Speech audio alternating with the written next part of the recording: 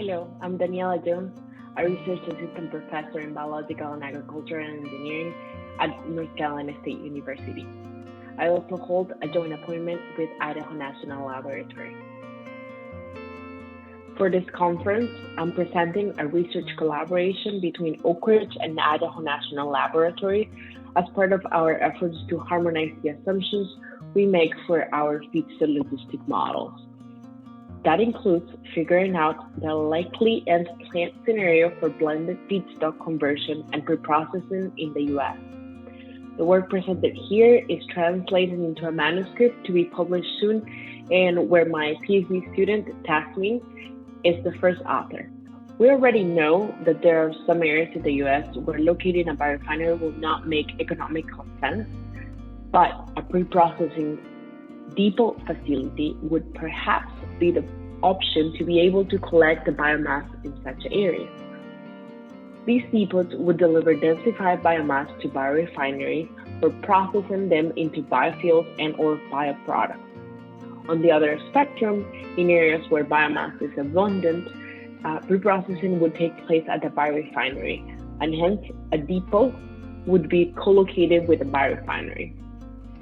To figure out the end plant scenario for blended feedstock conversion and processing in the US, we solved for the incapacitated facility location problem through a mixed integer linear programming model. Our goal was to maximize herbaceous biomass accessible to a facility while parameterizing the model to deliver biomass at a specific target price to the reactor throat and to deliver a specified biomass quality.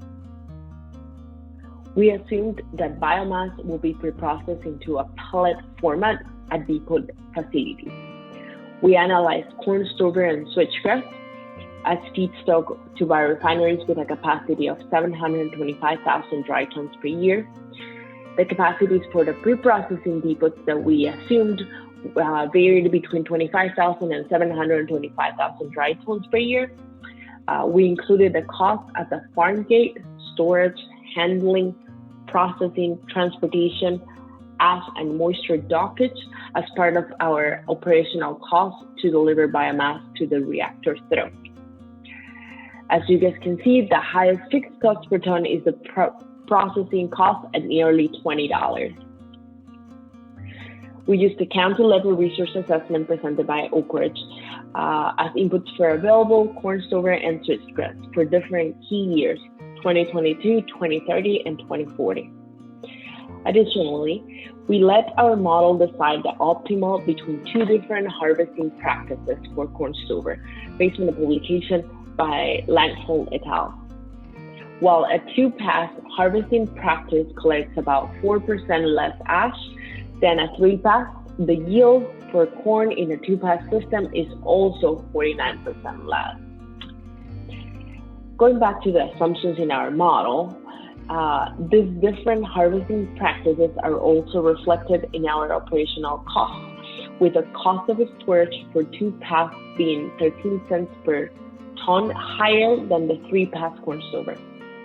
Additionally, the cost of removing ash is almost threefold when three-pass is chosen.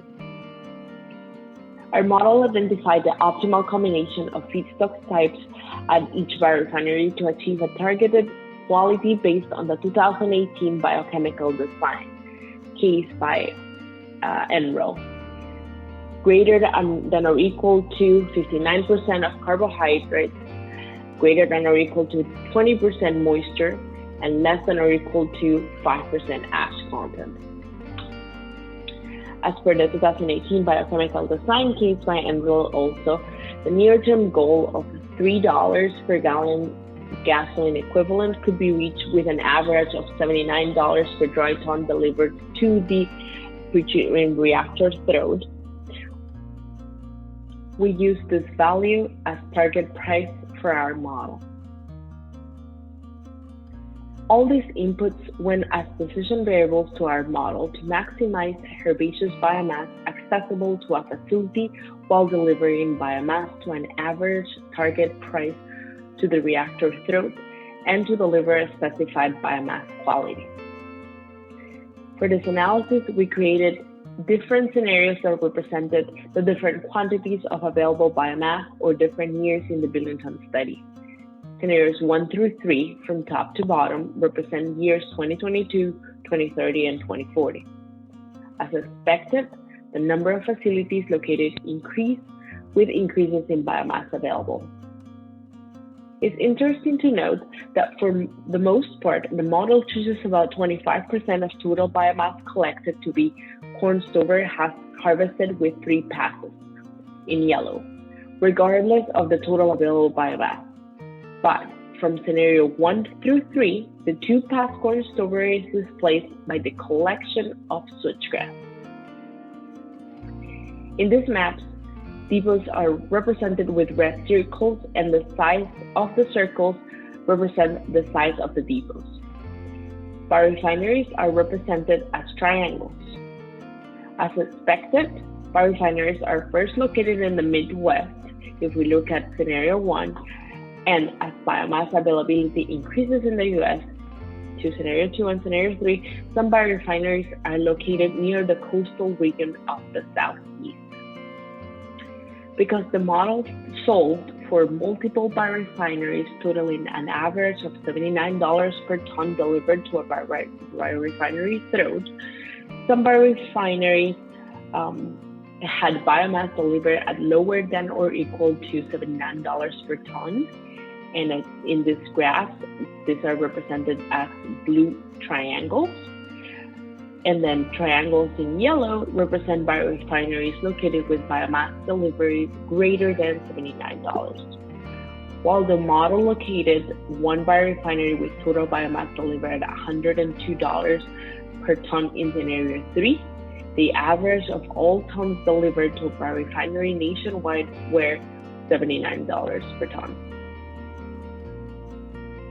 In these figures, the bubble size indicate the total amount of feedstock shipped to depots in each state, and the number of biorefineries are based in each state are located on the color legend. For example, Wisconsin has 1 biorefinery in scenario 1, 2 biorefineries in scenario 2, and 5 biorefineries in scenario 3. States like North Carolina would only have 1 biorefinery in year 2030 and 3 in 2040. To gauge our understanding of the targeted cost and to analyze the long-term goal of $2.5 per gallon gasoline equivalent, we included a 4th scenario using available biomass for 2030 at a lower target price. This scenario is to be compared with scenario 2, as total biomass available remains constant between the 2 scenarios. Note that this reduction in target price of almost $8 reveals a 3-fold reduction in total biorefineries nationwide. At the lower price target, a lot of the biomass in the states that border the Mississippi River are no longer feasible for collection. The scientific contributions from this analysis can be summarized in the following actions. Modified an existing model to locate multiple depots and biorefineries nationwide. Analyzed resource allocation to meet specific cost and quality targets. Developed a public database of depots and biorefinery locations in the US for different scenarios that represent the nth plant scenarios. Created visuals to better represent each state. We're now exploring the cost and feasibility associated with locating biorefineries of much greater capacity.